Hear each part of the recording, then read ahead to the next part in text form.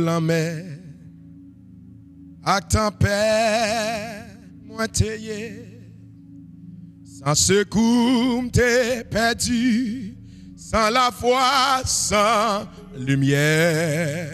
Tout moi, ouais, yon gros bateau qu'a passé, moi ramassé toute force, moi. Et moi télé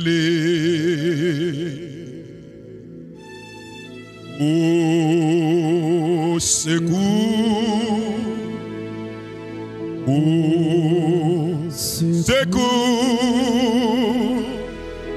il est ici pour sauver.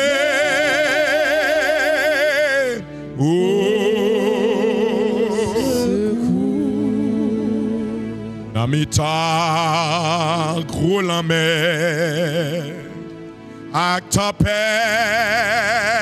moi t'ayé, ça c'est comme t'es perdu, sans la loi, sans lumière.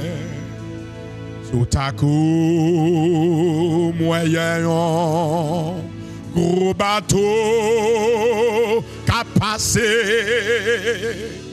moi ramassé toute force, moi et moi parler. Alléluia. Oh, c'est quoi? Oh, c'est quoi? Il a su pour sauver.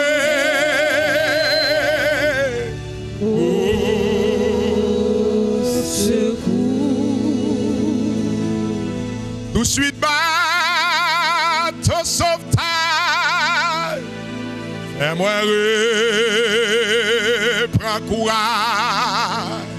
Dans grand beauté, l'y mettre là. Prends qu'à moi un chat. Ami découragé. Sauvez-vous si vous voulez. Vin chercher ses colis, on y a ça d'aller. Li sauver, li sauver, li amen. À la joie m'a chanté.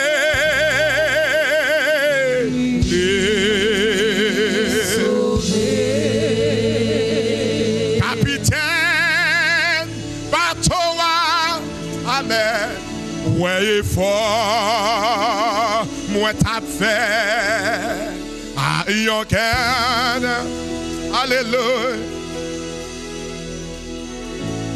Amen, amen, amen. Zami, ouais, amen. Sauvez-vous si vous voulez. Vin chercher ses collés, qu'on y a sans délai. Li sauver, li sauver. À la loi, m'a chanté.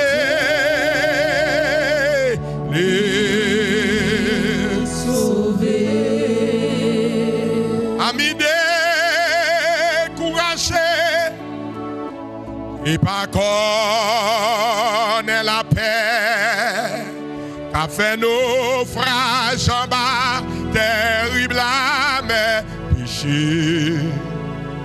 Seigneur, moi disposé, sauvez-vous si vous voulez. Vin chercher ce golé, qu'on y a ça d'aller. Lui sauver, sauver, désir sauver, lui sauver, à la joie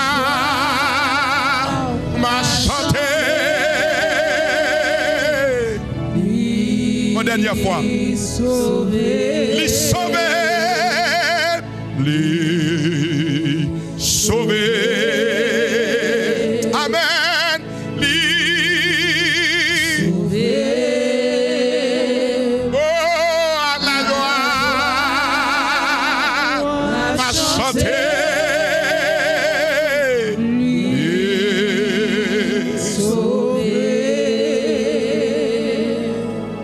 Est-ce qu'on a crié Alléluia? Est-ce qu'on a crié Alléluia? Alléluia. Mon petit volume dans le micro, voix pas bon. Est-ce qu'on a crié Alléluia? Alléluia. Est-ce qu'on a crié Alléluia? Alléluia. Crié Alléluia. Alléluia. Crié Alléluia. Alléluia. Alléluia. Alléluia. Nous remercions le worship team. Nous bénissons le nom de Dieu qui nous accorde la grâce, l'opportunité de prêcher la parole en son nom. Je vous invite, j'invite le peuple de Dieu, si ça ne vous dérange pas, à vous mettre debout. Nous allons lire ensemble dans l'évangile de Matthieu, le chapitre 12. Nous lirons pour vous les versets 22 à 30. Matthieu, le chapitre 12. Les versets 22 à 30. Alors on lui amena un démoniaque aveugle et muet, et il le guérit, de sorte que le muet parlait et voyait. Toutes les foules stupéfaites disaient: n'est-ce pas là le fils de David? L'ayant appris, les pharisiens dirent: il ne chasse les démons que par Béelzébul, prince des démons.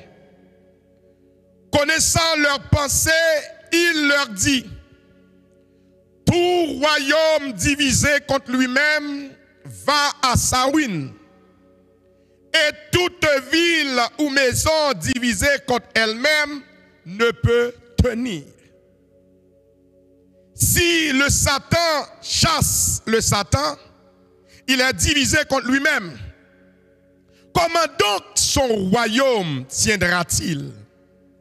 Et si moi, je chasse les démons par Béelzébul, vos fils, par qui les chassent-ils? C'est pourquoi ils seront eux-mêmes vos juges. Mais si c'est par l'Esprit de Dieu que moi je chasse les démons, c'est donc que le règne de Dieu est parvenu jusqu'à vous. Comment quelqu'un pourrait-il entrer dans la maison d'un homme fort et s'emparer de ses biens sans avoir d'abord lié cet homme fort? Alors seulement il pillera sa maison. Celui qui n'est pas avec moi est contre moi, et celui qui ne rassemble pas avec moi disperse. Parole du Seigneur. Eh bien aimé, j'aimerais débuter le sermon de ce matin par une anecdote. Souvent, ce qui arrive, c'est que, je ne sais pas s'il y a l'habitude de les gens qui ont des enfants, souvent, je vois des enfants qui se disputent, des enfants qui se chialent.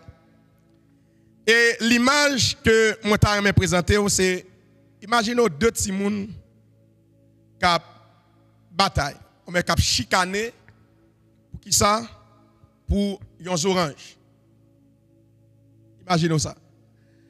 Il y a un petit moun yo, mais yo ouais orange dans sous table là, et puis yo deux, yo voulez prendre les oranges là. Après mon Dieu avec eux. Son graines orange sous table là. Et puis il y a chicané, yo voulez prendre les oranges là. Mais dans l'histoire, c'est que les deux enfants se battent. Il y a querellé entre eux, il y a chicané entre eux. Et puis finalement, un parrain est rentré dans l'affaire. Et puis il dit, ça passe nous-mêmes. Et puis, Un tel dit, moi-même, c'est poser orange là, j'ai besoin pour me faire monter. Là, lui-même, il dit, moi-même, c'est orange là, j'ai besoin pour me manger. La paix, bon Dieu avec vous.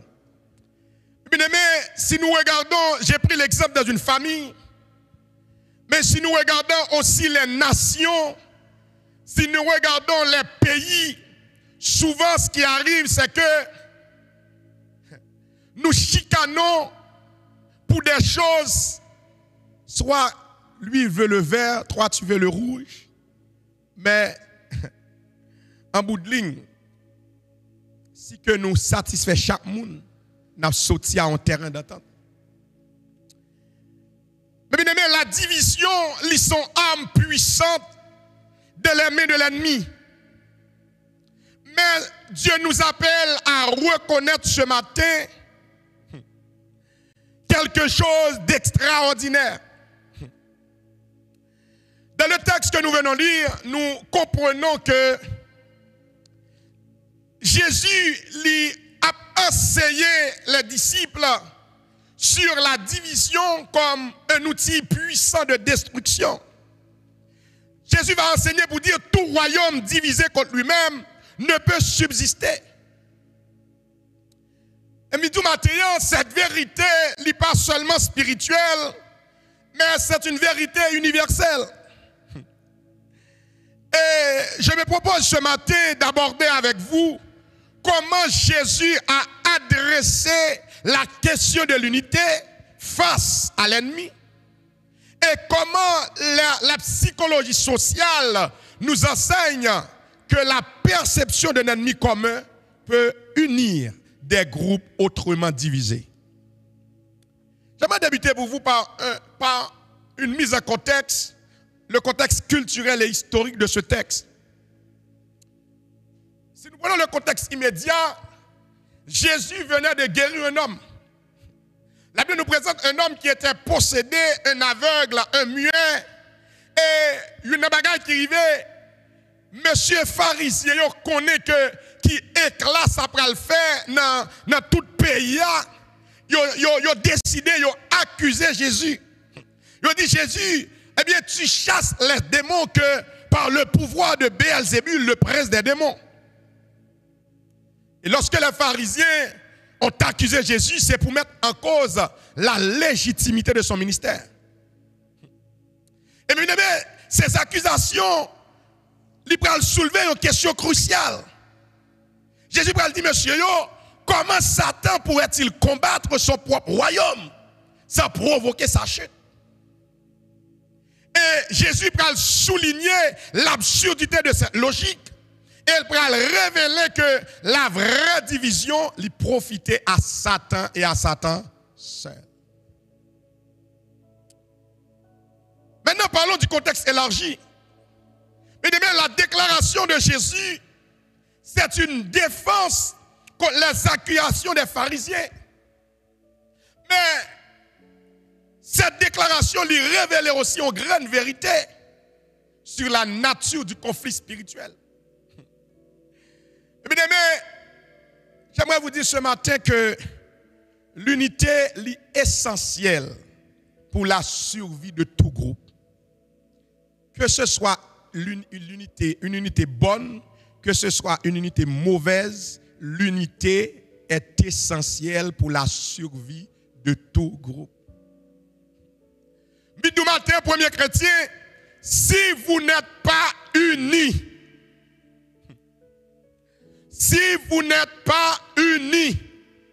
vous travaillez à votre destruction. Si vous n'êtes pas unis, vous travaillez à votre destruction. Et j'aimerais vous dire que il y a un choix à faire. Souvent je le dis, pas un groupe qui est structuré, pas une unité là-dedans. Mais c'est quel est ton choix d'unité? Parce qu'il y a une unité qui est bonne, qui contribue à l'avancement du royaume de Dieu. Mais aussi il y a une unité mauvaise qui contribue à l'avancement du royaume satanique. C'est quel choix que tu fais? quel choix que tu fais? Si nous prenons les gangsters en Haïti, ils sont unis. Et si ils ne sont pas unis, vous connaissez ça au fait, ils tirent. Parce que pour gang la survivre, il faut qu'ils soient ensemble. Pour gang la survivre, il ne faut pas qu'ils traitent dans mi-temps. Pour gang la survivre, il ne faut pas qu'ils aient deux faces dans mi-temps. L'église, tu as besoin d'unité. Tu as besoin d'unité. Mais c'est quelle forme d'unité? Mais si même Satan a besoin de l'unité pour maintenir son règne, Satan a besoin d'unité pour maintenir son règne. Et nous n'avons pas à suivre. Nous avons une période, en 2022, nous avons chassé des démons. Démons, ils mettent tête ensemble.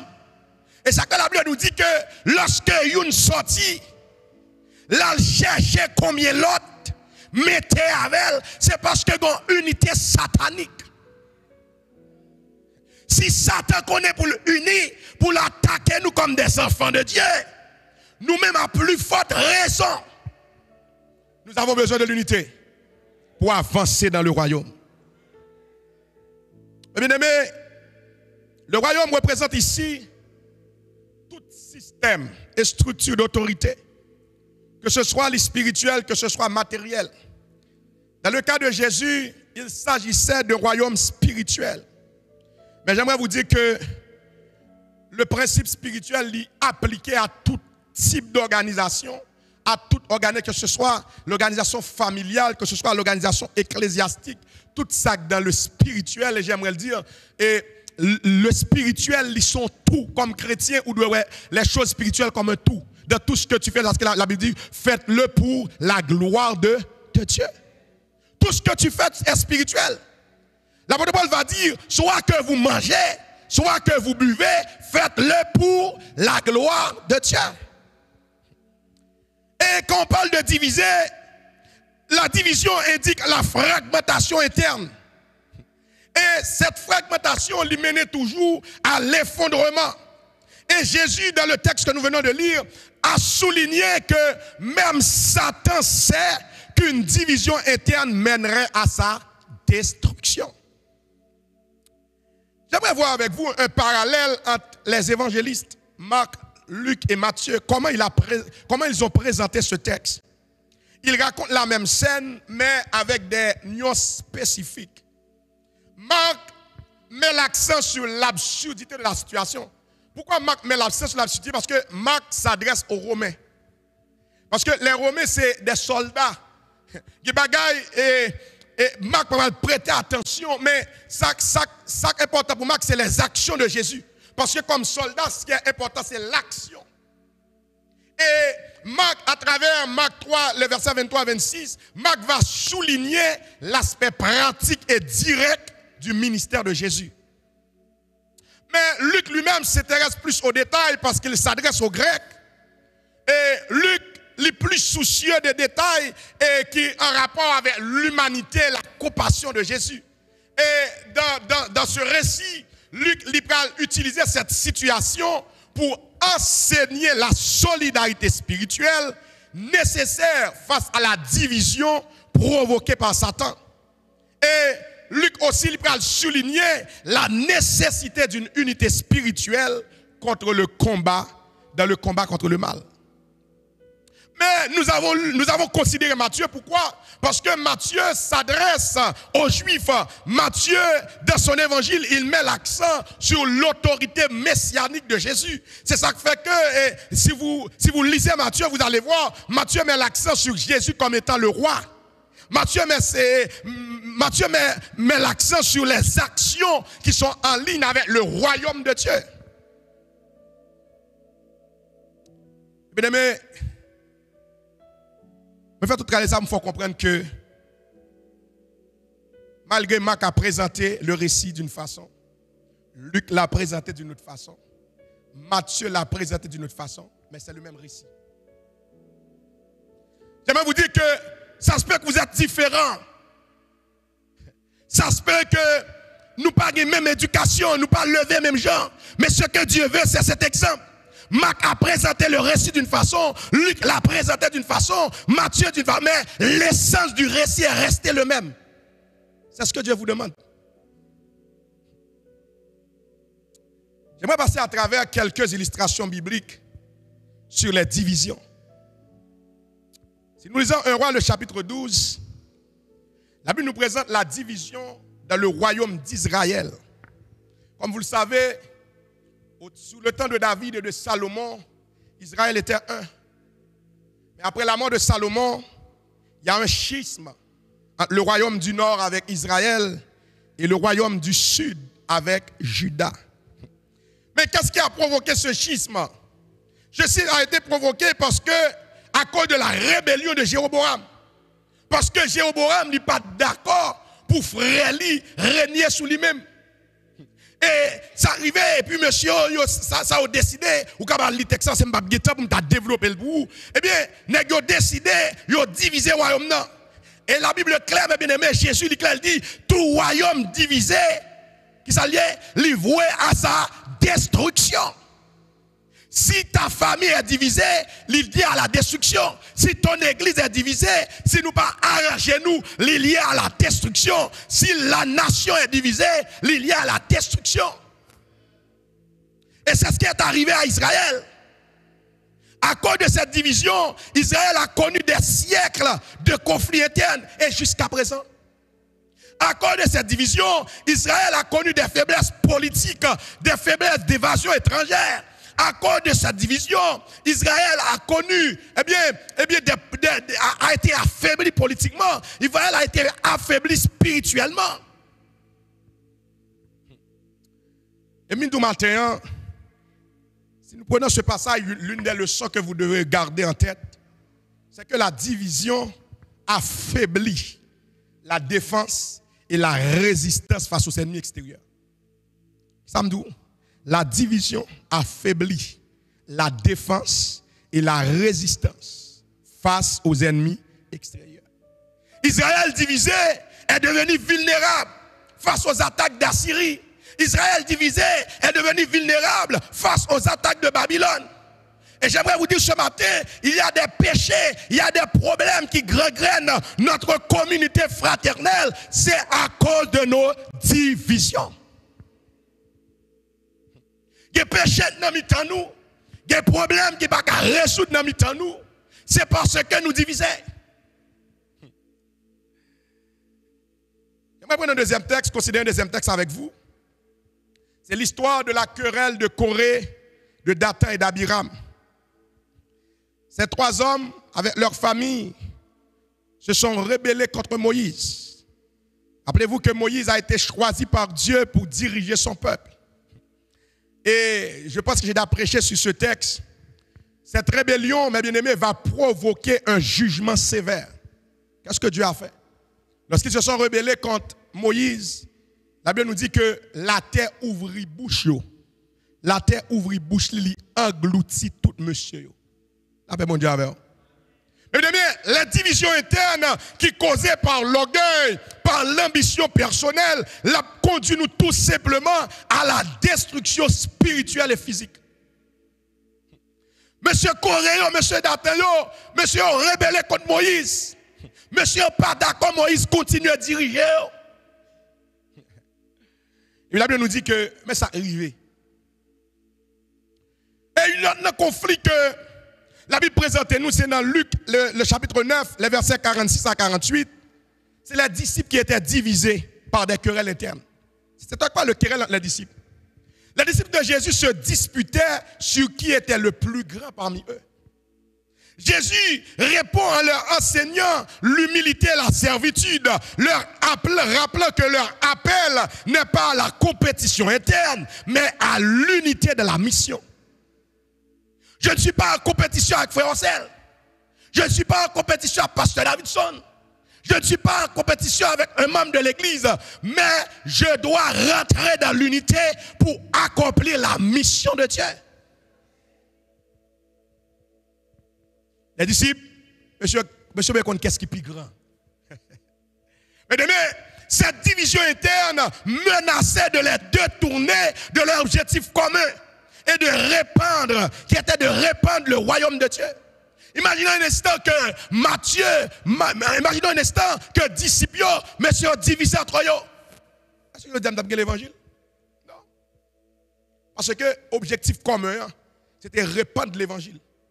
Si tu regardes, Pierre répand l'évangile de sa façon. Jean a eu sa contribution. Chaque monsieur a une contribution par eux. La paix vous dit avec vous. C'est ça, unité. Moi, je auteur qui parle de ça, en pile, monde écrit sur ça tout. C'est l'unité dans la diversité. L'unité dans la diversité.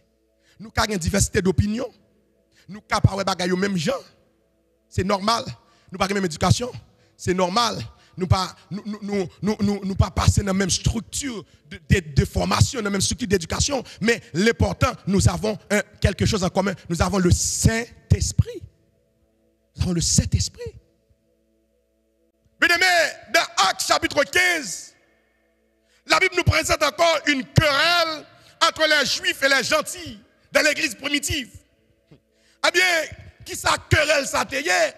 Juifs ont demandé païens, c'est pour suivre règles qui ont un rapport avec le judaïsme. Et Paul pral dit, mais non, pas question.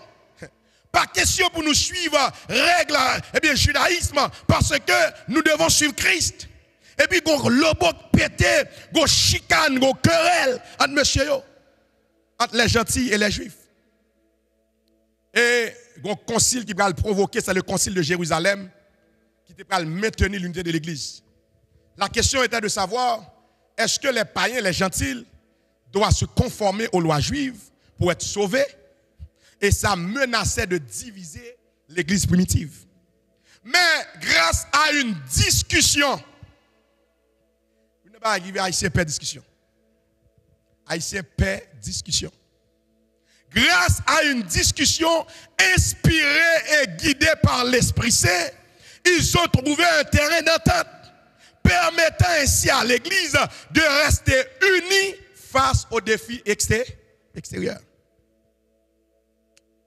Bien aimé, je vous présente tout l'exemple, c'est pour montrer que cette question de chicane, de division, ça existait bien avant notre naissance.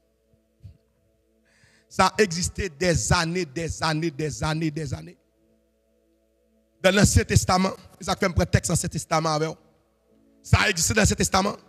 Ça a existé royaume au nord, royaume sud. Révolte Corée, Dathan et Abiram. Ça a existé sous le temps de la période néo-testamentaire. Ça existait. Mais l'important, c'est comment nous gérons ces conflits. Comment nous gérons ces divisions. J'aimerais prendre ce matin une approche que j'ai tirée de la psychologie sociale pour vous présenter comment nous devons réagir face à des divisions. Mesdames, il y a un concept en psychologie sociale qui s'appelle l'effet de l'ennemi commun. Et ça dépend du temps pour lire, pour comprendre et concept ça. Et bien, concept ça, même en marketing, il a appliqué. Des fois, il y a des gens qui acheter, ces concepts ça appliqué en marketing pour acheter. Par exemple, il y a mettre 2 médicaments en conflit. Ou pas qu'on qui ça vous choisir, et puis c'est plus qu'à venir en troisième. Et puis, tu vas dans le troisième, et puis mon coup, acheter troisième, mais c'est même fournisseur. Après, mon Dieu, eh bien, cette théorie, ils ont observé que les groupes, même en conflit, peuvent être unis lorsqu'ils font face à une menace ou à un ennemi commun. Après, mon Dieu, les groupes, même si on est en conflit, ils sont capables d'unir face à une menace extérieure. Et cela, les manifestait, cette approche, les manifestait aussi dans les conflits politiques et sociaux où 2 partis opposés décident de mettre de côté leurs différends pour faire face à une menace extérieure.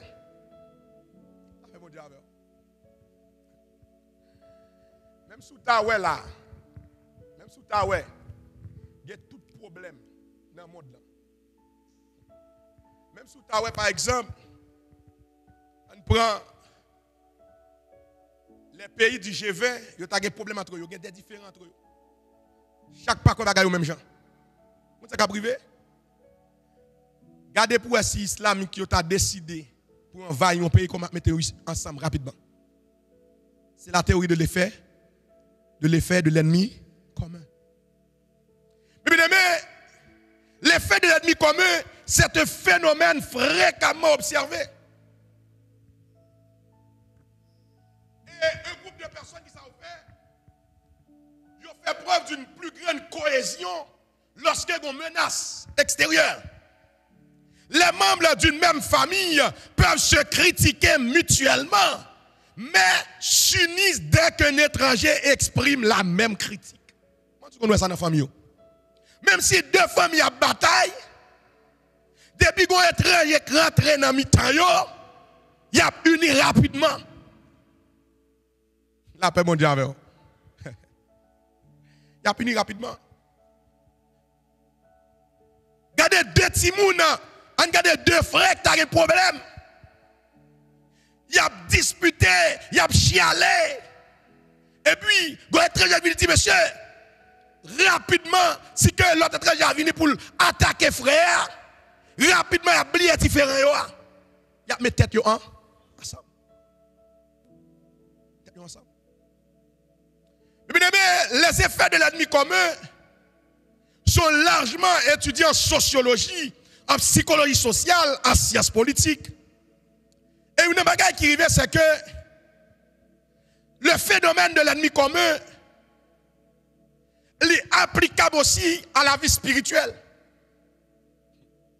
Et moi, je voulais prendre théorie ça pour mettre en face aujourd'hui. Pour comprendre bien aimé, nous avons un ennemi commun. Notre ennemi commun, c'est Satan, le diable. Et s'il arrivait à diviser nous, il a affaibli notre force collective. Et une bagaille qui arrivait, si on l'église, si on famille, si on société, comprendre la vérité, ça, n'a uni définitivement pour nous combattre de manière efficace. Alléluia. Notre ennemi commun, c'est Satan. Mais bien, dans le contexte du royaume de Dieu, Satan, c'est l'ennemi commun de tous les croyants. Le véritable ennemi de l'Église n'est pas un groupe, n'est pas une idéologie, n'est pas une personne en particulier, mais c'est Satan lui-même. Premier chrétien, ton véritable ennemi, ce n'est pas un groupe de gens. Ton véritable ennemi, ce n'est pas une idéologie, ce n'est pas une idée, ce n'est pas une pensée.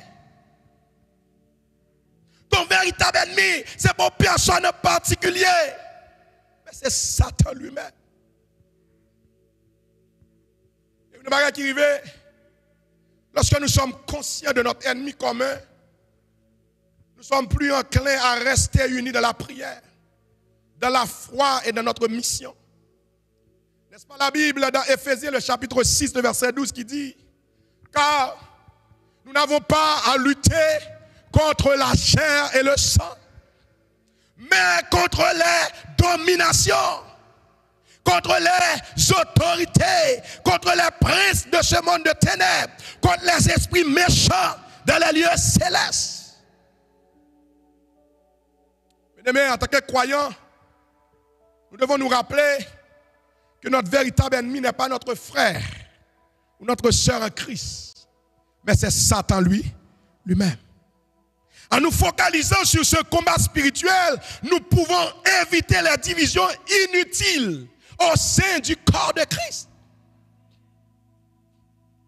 Si nous comprenons l'ennemi commun, c'est Satan, il y a des divisions pas dans nous. Si nous comprenons l'ennemi commun, c'est Satan, il y a des bagages qui vont passer dans nous.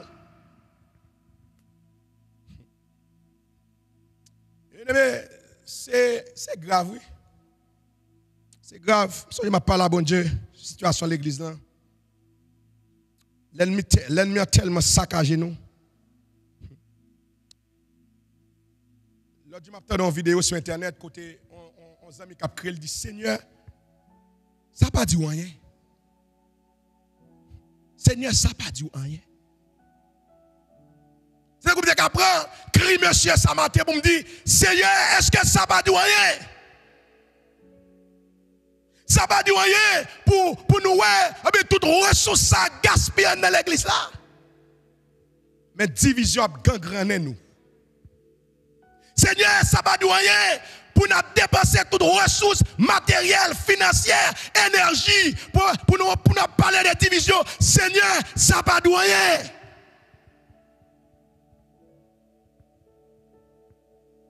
La raison de aider mon Haïti. La raison de renforcer l'église en Haïti qui a prêché l'évangile. Seigneur, ça va dire rien. Ça va dire rien pour des cœurs sans pitié. Seigneur, ça va dire rien. Ça va dire rien, Seigneur. Plus nous prenons l'argent, nous dépensé. Seigneur, ça va dire rien. Ça va dire rien.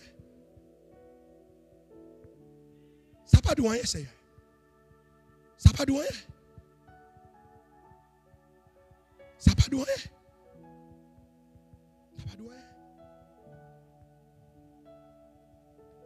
rien. Mais division nous, il profite uniquement à l'ennemi. Et Satan compte à l'en diviser. Et Satan, il cherche même pour le diviser, pour le régner. Lorsque Satan divise nous, c'est un mettre le régner dans l'église là. Et ça fait des gens qui ne peuvent pas quitter péché, des gens qui ont goumé, qui ne peuvent pas gagner victoire. Parce que division a gagné nous. Seigneur, ça va douer. Seigneur, ça va douer. Alléluia. Seigneur, ça va douer. Ça va douer, Seigneur. Seigneur, ça va douer. En pile jeune fille de la prostitution, dans le chez la gare. En pile la drogue.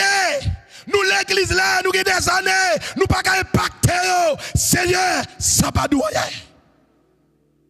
Mais division a fini avec nous. Et bien nous quittons l'essentiel. Nous quittons l'essentiel. Je ne vais pas retirer tête moi non. Nous quittons. Nous quitter l'essentiel. Et l'ennemi est content, il a battu entre nous-mêmes. Parce qu'il dit, ah, Jéhovah pas fixé sur l'objectif là. C'est l'objectif là, c'est pour nous garder la caméra. Mais maintenant, on a goumé entre nous, nous ne pouvons pas garder la caméra. Je ne peux pas pour me pour illustration. Je ne pour illustration avec Mathéo. Mais je ne peux pas pour me faire. Mais imaginons, deux nègres qui viennent là, il y a bataille pour chez ça. Mais pendant la bataille pour chaise là, et puis le troisième nègre qui vient, il prend chaise là parce que il a oublié l'objectif là. Et puis là, il a pile l'autre chaise. Mais la bataille pour une grande chaise. Et puis il a pile l'autre chaise là. Seigneur, ça va douer. Seigneur, ça va douer. L'église ça, depuis des années, nous ne pouvons pas construire rien. Parce que c'est division qui a fini avec nous.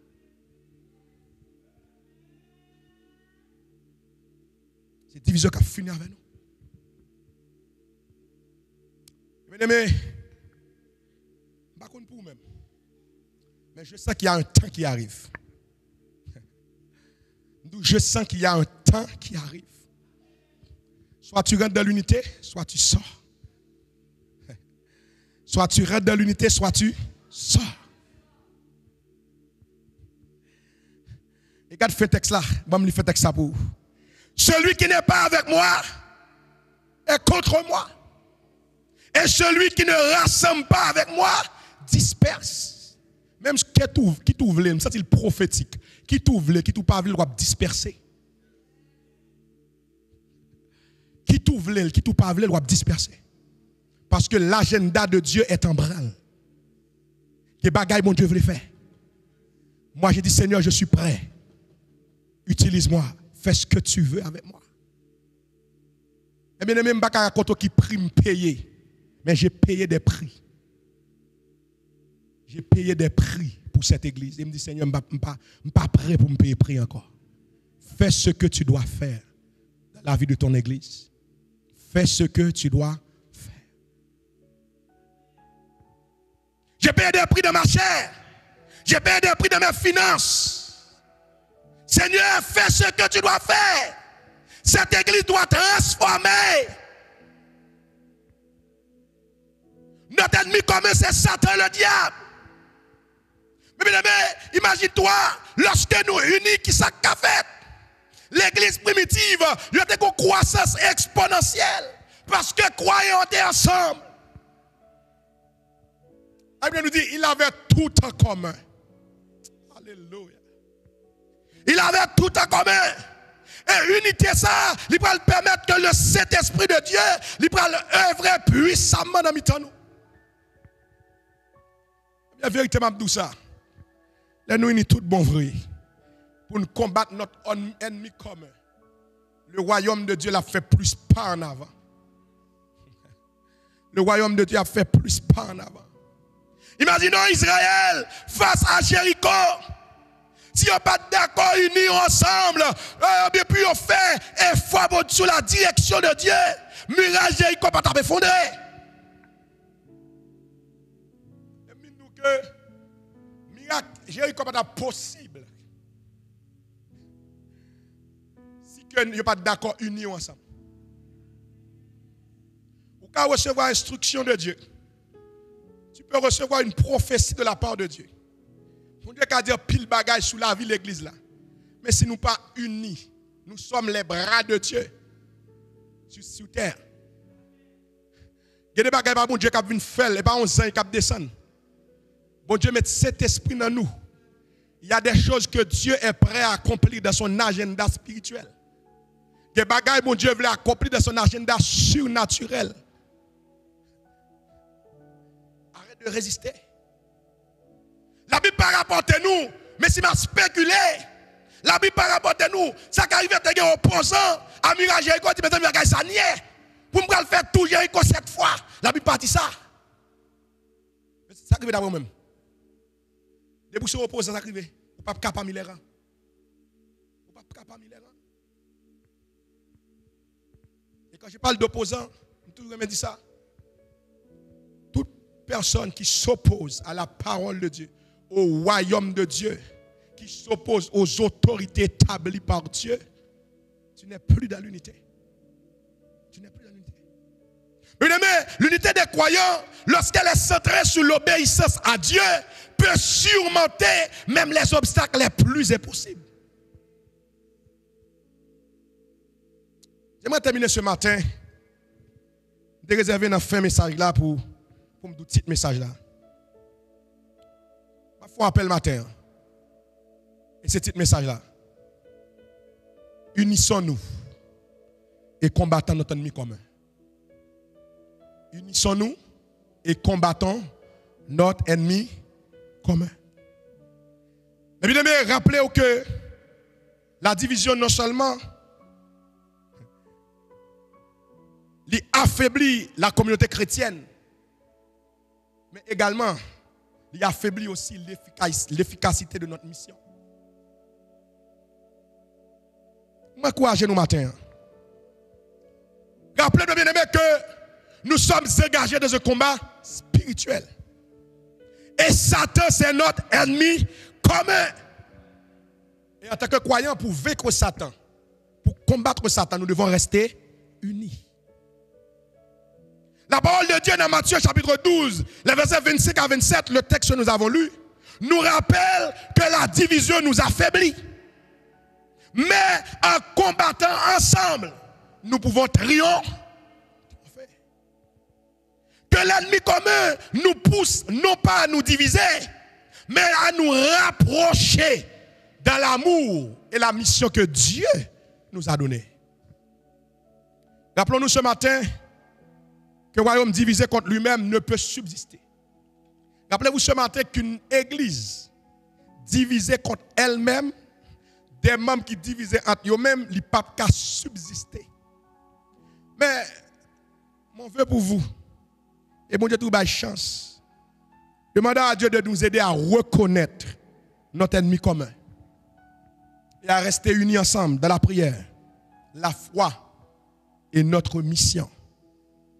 Ensemble, nous sommes plus forts. Que Que Dieu nous fortifie dans cette unité pour sa plus grande gloire. Que Dieu vous bénisse.